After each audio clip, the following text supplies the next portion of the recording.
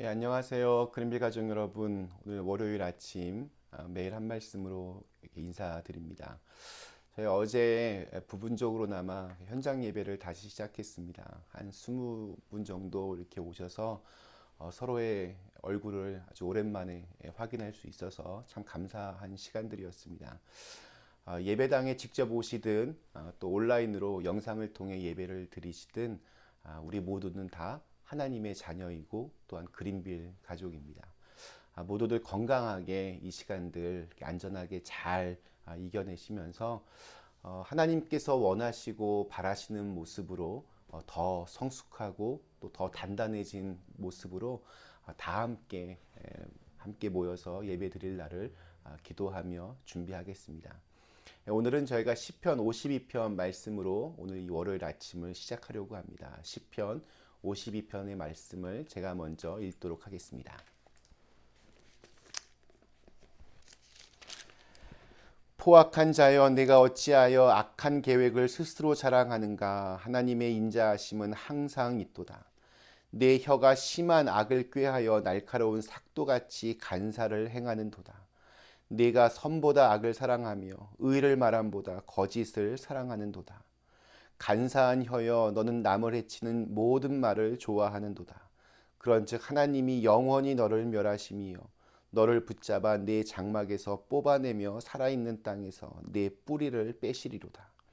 의인이 보고 두려워하며 또 그를 비웃어 말하기를 이 사람은 하나님을 자기 힘으로 삼지 아니하고 오직 자기 재물의 풍부함을 의지하며 자기의 악으로 스스로 든든하게 하던 자라 하리로다. 그러나 나는 하나님의 집에 있는 푸른 감람나무 같으며 하나님의 인자하심을 영원히 의지하리로다. 주께서 이를 행하셨으므로 내가 영원히 주께 감사하고 주의 이름이 선하심으로 주의 성도 앞에서 내가 주의 이름을 사모하리이다. 아멘. 네, 오늘 저희가 읽은 시편 이 52편 머릿말에는 어떻게 해서 다윗이 이 시편 52편을 짓게 되었는지를 이렇게 설명해 주고 있습니다. 다윗의 마스길, 인도자를 따라 부르는 노래, 에돔인 도액이 사울에게 이르러 다윗이 아비멜렉의 집에 왔다고 그에게 말하던 때에 여기에 등장하는 이 도액이라고 하는 사람은 사울 왕이 사무엘상 14장에서 주변 나라들을 이제 정복하면서 에돔을 치는 과정에서 이렇게 포로로 잡혀온 사람으로 그렇게 추정이 됩니다. 도액은 사울 왕의 신임을 받아서 훗날 왕에게 속한 모든 가축들을 관리하는 일을 맡게 되었습니다. 포로로 끌려온 사람이 그만한 자리에 갔다는 것은 그가 사울 왕에게 얼마나 과잉 충성을 했는지 이렇게 짐작할 수 있습니다. 오늘 시편 52편 전체에서 다윗이 도액이라고 하는 사람을 이렇게 평가합니다. 포악하고 악한 계획을 자랑하고 혀는 날카로운 칼날처럼 해로운 일만 꾸미고 착한 일보다 악한 일을 더 즐기고 옳은 말보다 거짓말을 더 사랑하고 간사하고 남을 해치는 말이라면 무슨 말이든지 좋아하는, 그리고 하나님보다 자신의 재물을 더 사랑하고 자랑하는 자. 다윗이 이 도액이라고 하는 사람을 이렇게 평가하는 데는 그 이유가 있습니다. 도망자 신세가 되어서 여기저기 숨을 곳을 찾던 다윗이 노비라고 하는 동네에 도착하여서 제사장 아히멜렉의 도움을 받게 됩니다. 그런데 그 사실을 이 에돔 사람 도액이 알아채고는 그것을 사울 왕에게 알려서 제사장 아히멜렉이 안타깝게 죽음을 당하게 됩니다. 사울 왕은 심지어 이뿐만이 아니라 그 지역의 85명의 제사장 전부를 다 죽이라고 그렇게 명령을 합니다. 제사장을 죽이라고 하니까 사람들이 조금 꺼림직하기도 하고 또 사람도 너무 죽일 사람도 많고 아무도 죽이려고 하지 않자 사울이 직접 도액에게 이들을 다 죽이라고 명령합니다.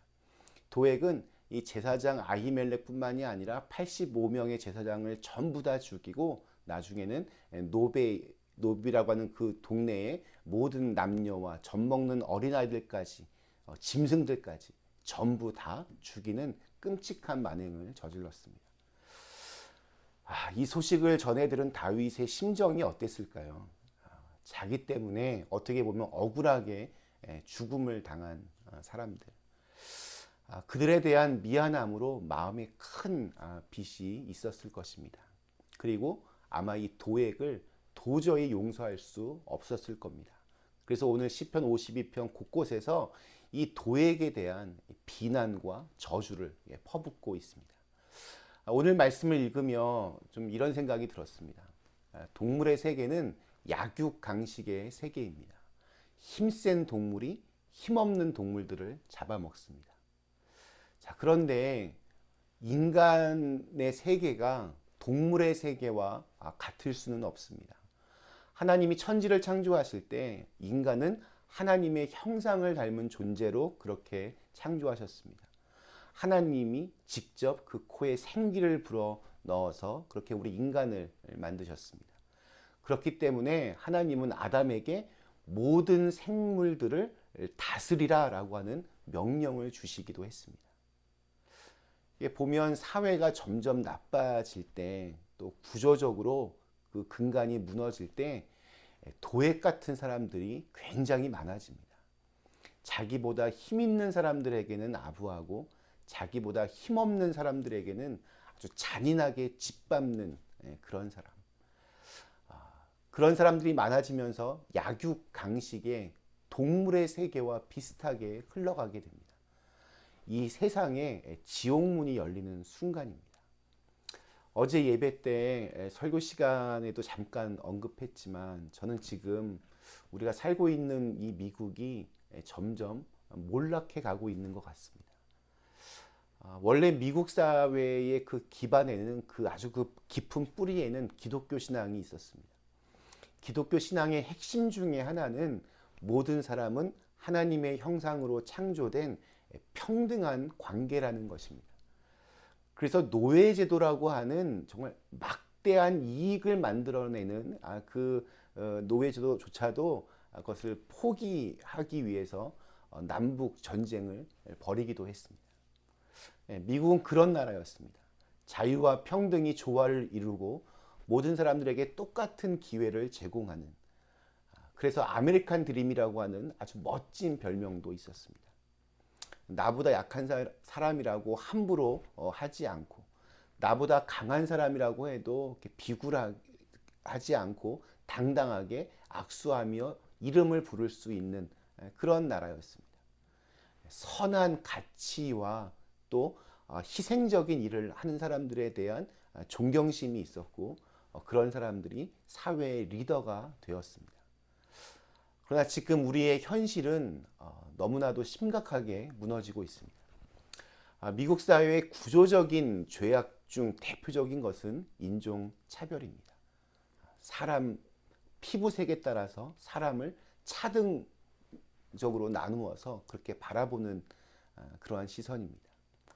코로나 바이러스고 뭐고 답답해서 못 살겠다, 빨리 예전으로 다 돌아가자, 이렇게 외치면서 몇 주 전에 백인들로 구성된 무리들이 미시간주의 그 청사를 총을 들고 그 청사를 점거했습니다. 권총도 아니고 큰 정말 총들을 들고 그렇게 시위를 했습니다. 만약 그 시위대가 백인이 아니라 흑인들로 이루어진 시위대였다면 아마 정말 난리가 났을 것입니다. 지금 미국은 숨을 쉴 수 없다라는 마지막 말을 남기고 죽은 이 흑인 조지 플로이드로 인해서 다시 한번 지금 폭발하고 있습니다.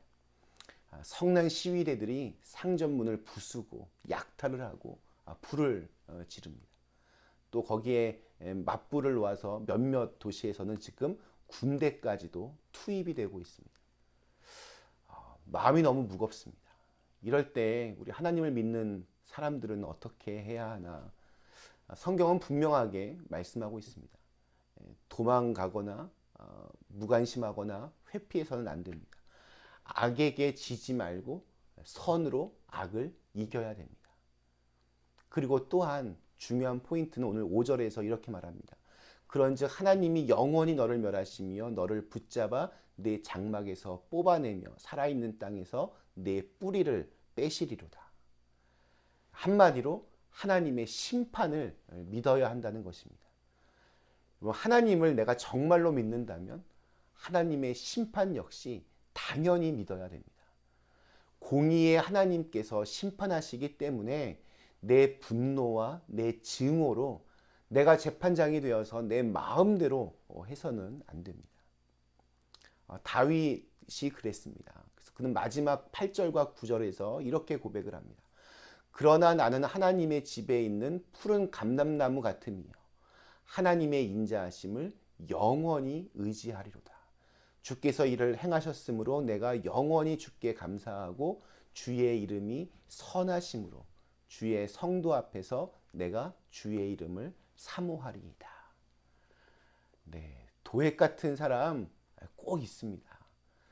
근데 참 재미난 것은 살면서 그런 사람이 꼭 내 옆에서 내 주위에서 나를 굉장히 힘들게 합니다. 그런데 그런 사람에게 지나치게 내 마음을 빼앗기면 나만 힘들어집니다. 내 마음 속에 증오와 복수심과 분노들이 뿌리를 내리면서 내 마음을 완전히 점령하게 됩니다. 도액 같은 사람은 하나님께 맡기고 나는 하나님을 보고 하나님의 힘을 의지하며 살아야 푸른 감람나무와 같은 그런 인생을 살 수 있습니다.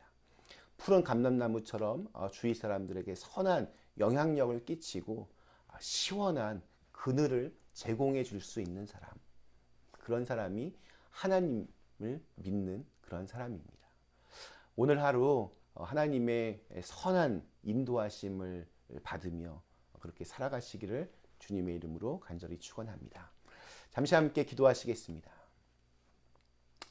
좋으신 하나님, 또한 공의의 재판장이 되어주신 하나님, 세상의 온갖 정말 비리와 또 추악함들이 그 모습을 드러내고 있습니다.